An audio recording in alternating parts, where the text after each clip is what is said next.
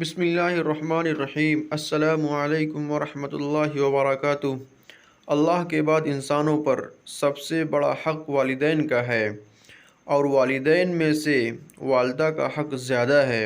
ایک حدیث پاک میں آتا ہے کہ ایک صحابی نے حضور اکرم صلی اللہ علیہ وسلم سے پوچھا کہ میرے حسن سلوک کا اولین مستحق کون ہے؟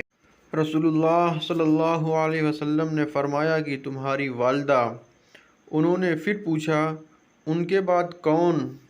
رسول اللہ صلی اللہ علیہ وسلم نے پھر فرمایا کہ تمہاری والدہ۔ پھر پوچھا کہ ان کے بعد کون؟ پھر فرمایا تمہاری والدہ۔ چوتھی مرتبہ فرمایا کہ تمہارا باپ۔ والدین کا رشتہ دنیا کے تمام رشتوں سے افضل اور مقدس ہے۔ ماں اولاد کو جنم دیتی ہے اور طرح طرح کی تکلیفیں برداشت کر کے اسے پالتی ہے اور اپنے بچے کو آرام دیتی ہے۔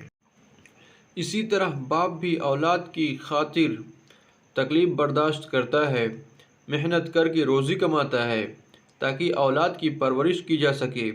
اسی لیے والدین کی جتنی بھی خدمت کی جائے کم ہے۔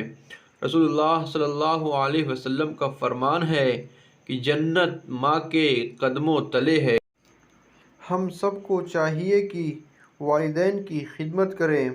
اگر وفات پا جائیں تو ان کے لیے مغفرت کے لیے دعائیں کریں۔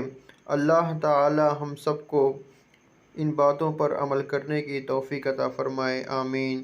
السلام علیکم ورحمۃ اللہ وبرکاتہ۔